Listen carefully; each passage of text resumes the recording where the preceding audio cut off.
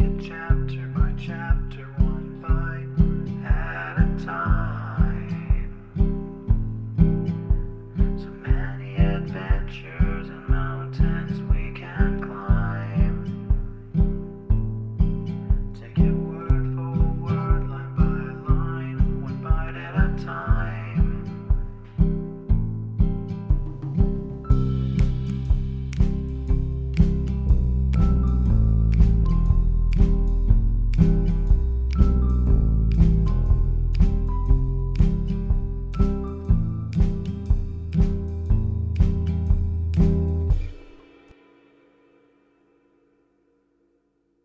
Welcome to Bite at a Time Books, where we read you your favorite classics one bite at a time.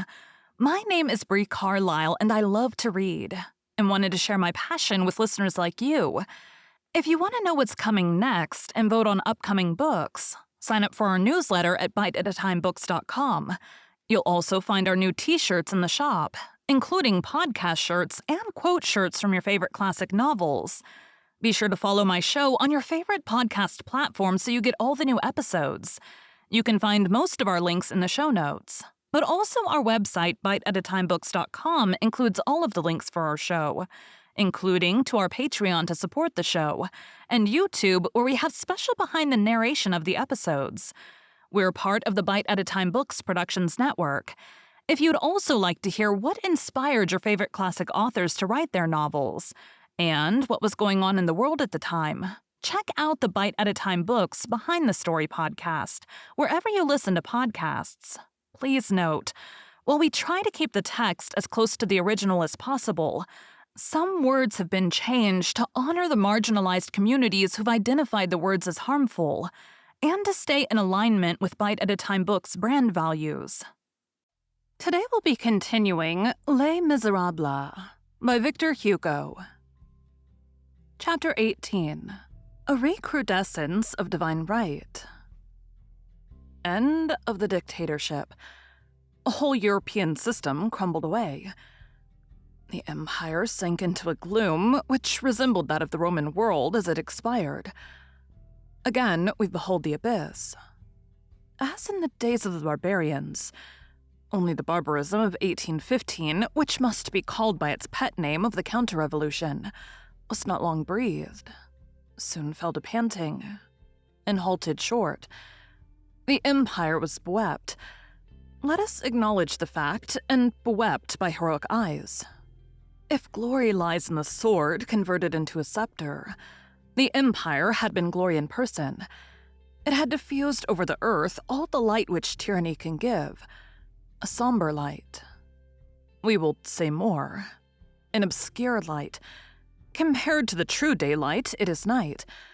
This disappearance of night produces the effect of an eclipse. Louis XVIII re-entered Paris. The circling dances of the 8th of July effaced the enthusiasms of the 20th of March. The Corsican became the antithesis of the Bernese. The flag on the dome of the Tuileries was white. The exile reigned. Hartwell's pine table took its place in front of the fleur-de-lis-strewn throne of Louis XIV. Bovines and Fontenoy were mentioned as though they had taken place on the preceding day, Austerlitz having become antiquated. The altar and the throne fraternized majestically.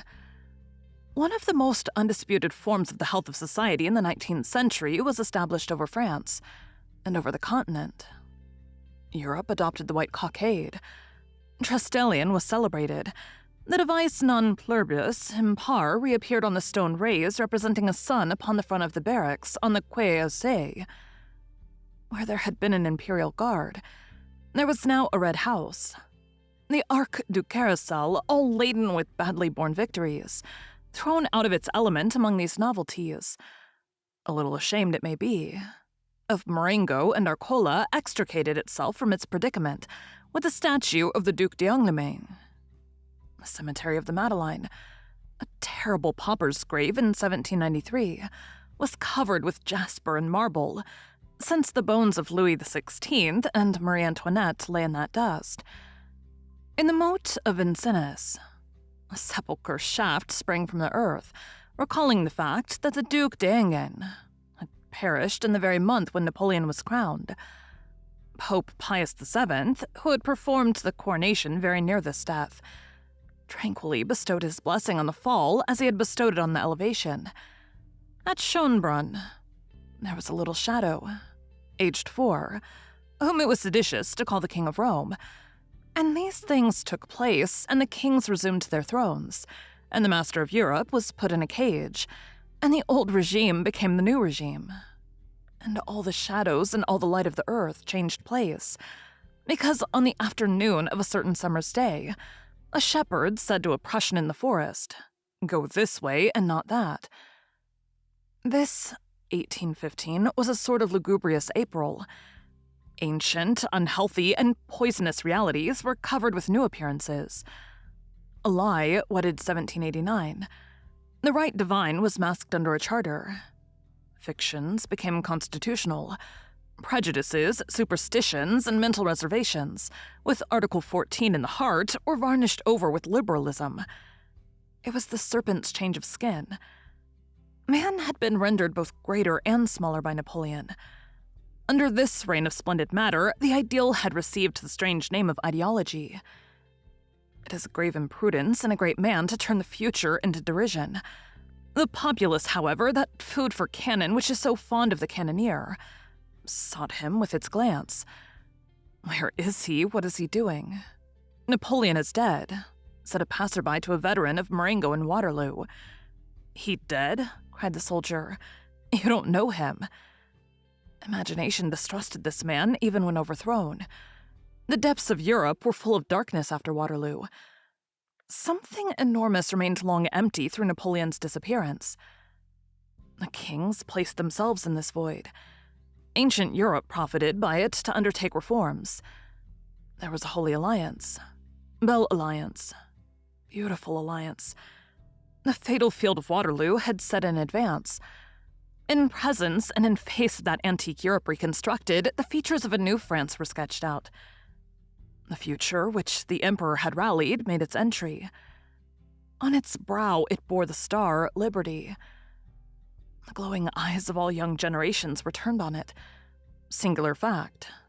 People were, at one and the same time, in love with the future, liberty, and the past, Napoleon.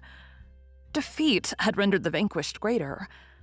Bonaparte, fallen, seemed more lofty than Napoleon erect. Those who had triumphed were alarmed.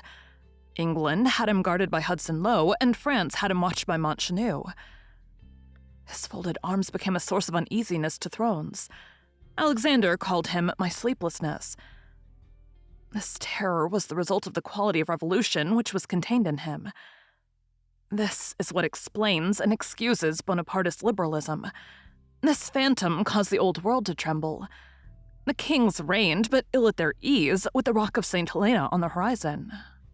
While Napoleon was passing through the death struggle at Longwood, the 60,000 men who had fallen on the field of Waterloo were quietly rotting, and something of their peace was shed abroad over the world. The Congress of Vienna made the treaties in 1815, and Europe called this the Restoration. This is what Waterloo was. But what matters it to the infinite? All that tempest, all that cloud, that war, then that peace, all that darkness did not trouble for a moment the light of that immense eye before which a grub skipping from one blade of grass to another equals the eagle soaring from belfry to belfry on the towers of Notre Dame. Thank you for joining Bite at a Time Books today, while we read a bite of one of your favorite classics. Again, my name is Bree Carlile, and I hope you come back tomorrow for the next bite of Les Miserables. Don't forget to sign up for our newsletter at biteatatimebooks.com and check out the shop. You can check out the show notes or our website, biteatatimebooks.com, for the rest of the links for our show. We'd love to hear from you on social media as well.